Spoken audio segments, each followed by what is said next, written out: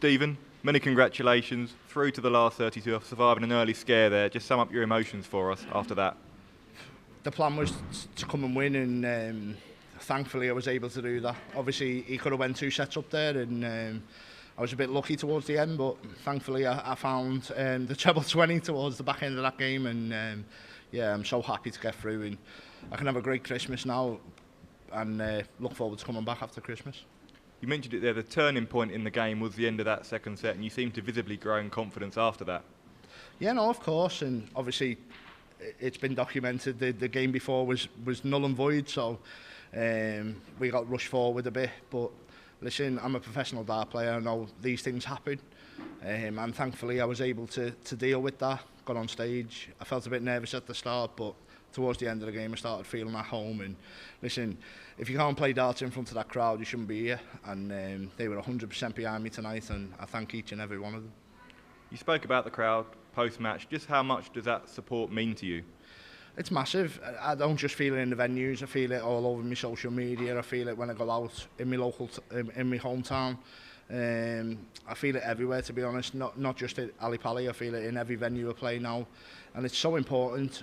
I talk about Liverpool Football Club, they always talk about the 12th man, and it gets them through so many games, and it's different here because obviously there's only me up on stage, I can't pass the ball to no one, it's just me. If things don't go right, then it's a difficult place to play, but when you've got that crowd behind you, it's a special place to play, and I'm so thankful that they were all there. The Bunting Army was there tonight, and they all went Bunting mental.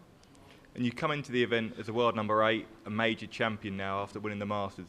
Have you ever felt more equipped to go all the way here? No, I don't think I have, and maybe not the status that I feel like number 8 and stuff, but just the preparation I've done leading into this. I've been practicing with Luke Humphries, world number 1, world champ. And I think that's put me in great stead. I've had a few really good sessions with him. Obviously, the main intention was to get through this first game and then obviously have a great Christmas, spend some time with the family, and yeah, and then just go from there. Take it. I think Luke Humphries has already alluded to that obviously the first game is a different tournament. Get through that, and then it is the Worlds. So that was always the aim. I didn't want to say that, to be honest, but because there's a few people saying it. But listen, I'm still in the tournament. I'm dangerous, and yeah, I can have a great Christmas and really look forward to the rest now.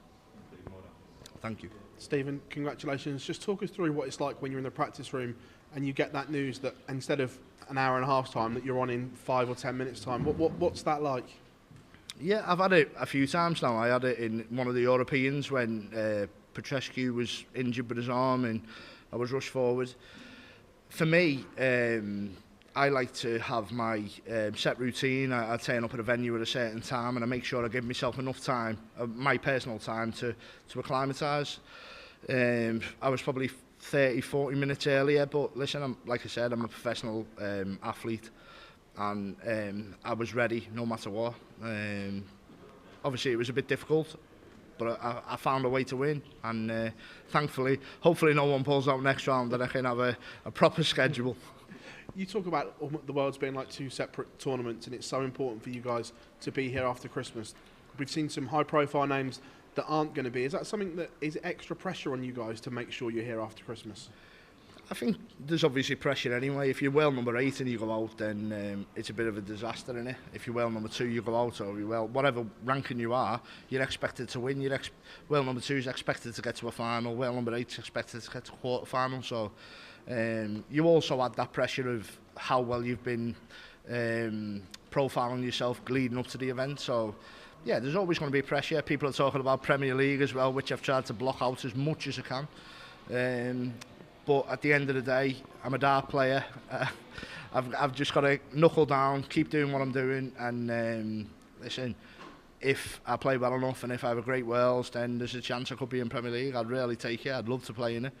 But at the same time, like I said, Premier League's on the back of my mind. I want to win this World Championship before anything, and it means the world to me. Talk us through those practice sessions with Luke, obviously, because you played some exhibitions as well in the run-up to this. It must have been some massive numbers posted. Yeah, no, I think the first one we did, we was averaging 110, 109, knocking 10 bells out of each other, to be honest. And listen, if you can't get yourself up to practicing with Luke Humphries, then you shouldn't be playing this sport. He's an absolute gentleman. Really enjoyed the practice with him, and it's been a privilege to me to be able to do that. And like I said, I'm more prepared now than any other World Championships we've ever done, because I've been playing with the best. So he's got the best out of me. Hopefully I've got the best out of him. You'll see that, and hopefully we can both get to the quarters, and then you'll see a ding dong on Sky. Thank you. Stephen, you talked about those practice sessions with Luke. I assume the sharpness, has they been there for a number of weeks now? Is that how it sort of feels? Yeah, no, definitely. Even I'm still playing local league on a Tuesday night as well, so even then I played Chizzy's brother the other day, and I think I beat him with 105 average. So yeah, no, I feel absolutely amazing. Like I said today, just I didn't feel like I played my best game nowhere near, but I got a win, so that's a massive positive. Like I said, I can go back now, I can have a great Christmas, enjoy my turkey, and yeah, then come back and obviously refreshed. I'm looking forward to the latter rounds. You talked about the end of that second set. It seemed like a huge turning point. How much do you think you would have to pull yourself through if it did go 2-0? Oh, you're in the depths of depravity then, aren't you? And if you're 2-0 down on that stage, things can turn very quickly, and obviously the crowd can go quiet. I think winning that second set was so important. Obviously the crowd got back up. I knew how disappointed he was in missing them doubles to go 2-0 up. So obviously I've been on that stage as well, where I've missed doubles and not gone 2-0 up, and sort of lived to regret it. So I've got the experience now. I think I've been here so long. I know how quick a game can change, and if I would have had to be 2-0 down, then I don't know how I would have coped. I'd have found a way, I would like to think, but thankfully I didn't have to dig too deep, and I was able to find some form and get over the line. Thank you. Hi Stephen, congratulations. If we take Luke Humphries and Luke Litter out of the equation for now, when you look at the form of Price, Wright, Aspinall, MVG, do you sense this is your moment to make a late run and to really get into a final? Not really. I'm like I said, I'm not really looking at any other player. What I can do is down to me. If they're not in the tournament, that ain't my fault. Listen, I've practiced enough over the last few months to make sure that I'm 100% mentally ready. I'm physically ready, and I believe I am. I believe I'm playing the best darts in my life at the minute. I'm playing some fantastic darts, and unfortunately today it didn't happen. But fortunately for me, I was good enough to win that game. So I've got to go back, work on that, have a lovely Christmas, spend it with the family, newborn baby, really enjoy it, and then come back after that with a smile on my face, and listen, we can go again. And if you're asking me, can I win this tournament? Of course I can. Stephen, you've said that you've put the Premier League right at the back of your mind, which is understandable, but when you see Mike De Decker exit early, when you see Michael Smith go out as well, these are your rivals for those very few 8 places. Does that perk you up a little bit, thinking, right, if I just get even a few games under my belt, I've definitely got that spot? Are they out, are they? Yeah. Listen, I'm a darts fan at the end of the day, so if I'm not playing darts, I'm watching darts, and I live, breathe and sleep darts. So yeah, of course you're aware of what's going on around you, but whatever happens with what they're doing doesn't affect me. I can only beat whoever's in front of me, so I've got to remain focused. I've got to keep doing what I'm doing. Like I said, have a lovely Christmas, and then listen, we come back after Christmas, and if I play well, I can win. There are some players who don't really understand or realise what's going on with everyone else. You've said that you're a darts fan, you know what's happening with other players, and there are vulnerabilities with the top players in this tournament. Do you see that? Do you see guys like Michael van Gerwen, who notoriously always has a good run? I know he beat you last year, but actually he's not the same Van Gerwen. The Wales is a different place, isn't it? If we was playing in a pro tour, I would say yeah, maybe that is the case. But when you get up on that world stage and you've got your own set of fans and everyone's behind you, anyone can win. And these bigger players, they know what it's all about. They've got the fan base behind them, and thankfully this year I've got the fan base behind me. New YouTube channel, new reinvigorated Stephen Bunting, and listen, I'm the best version of myself that I can be. So I'd be stupid to look at other players. I'm not really worried. I don't care what they do. For me, this tournament's about me. about what I do.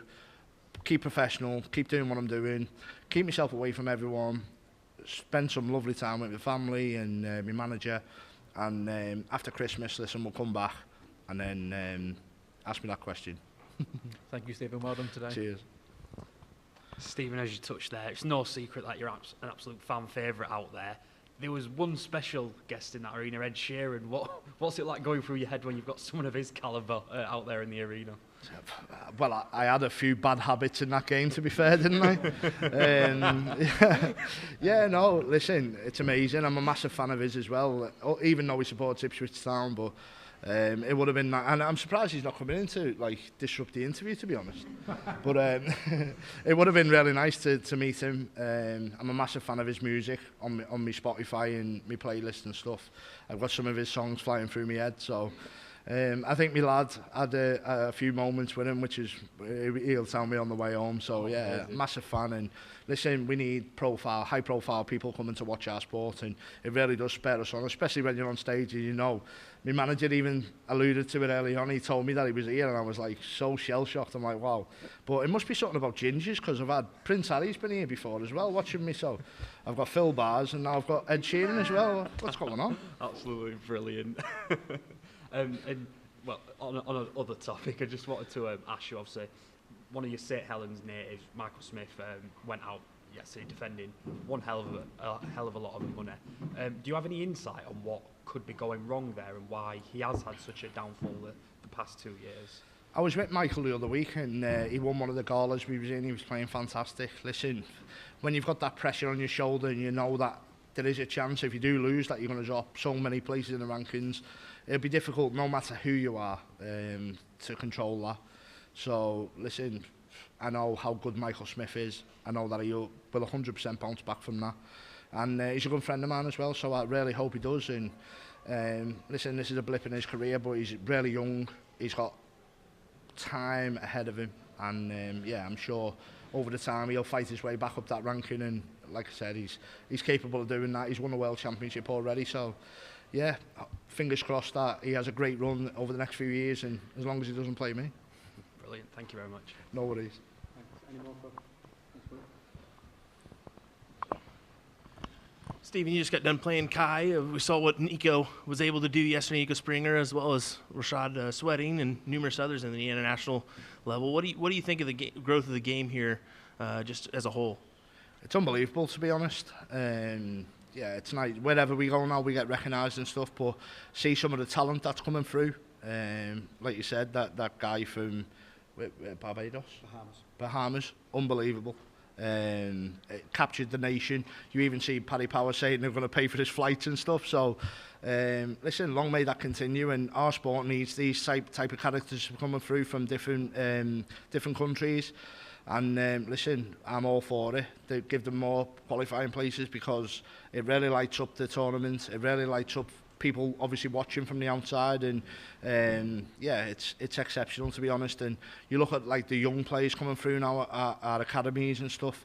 I wish 20 years ago there was an academy that I could have played. I might have even been a better player and bring in something extra out of my game, but yeah, it's unbelievable, to be honest. And I think I watched the John Part interview not long back, and he was talking about the growth in Canada as well, not just on the PDC side, but CDC and everything. And yeah, darts is in a great place.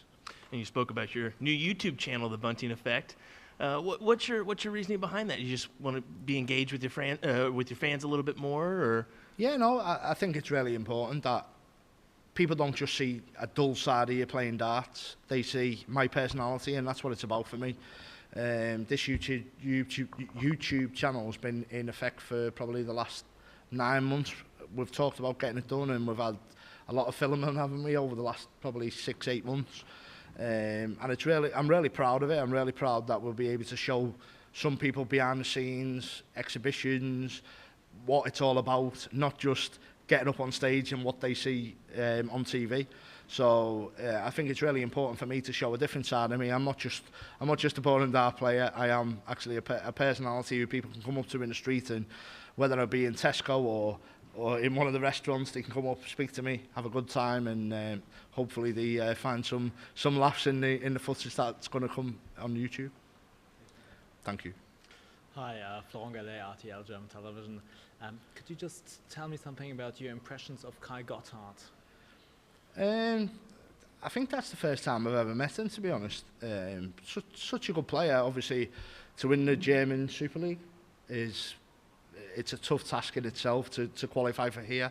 You look at the standard of players in Germany is really high.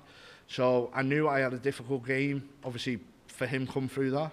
But yeah, like I said, thankfully, he missed them darts at doubles to go 2-0 up. Otherwise, it could have been so much of a different game. But I think darts in Germany is in a great place, and Kai is definitely going to be part of the scene over the next few years. Thank you. Congrats on the win. Thank you.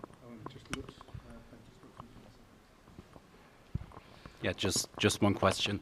After you win, you and Kai, you were hugging each other for a long time. Can you tell us what you told him? I just said to him, basically unlucky. You're a fantastic player, and it just wasn't to be today. But you'll get plenty of opportunities to right the wrongs. Like I said, he missed a few darts at doubles there to go 2 sets up, and it's a different game. So the hug was more relief than anything. But listen, he can take a lot of positives out of himself, because I'm sure he'll be back on that stage. No problem.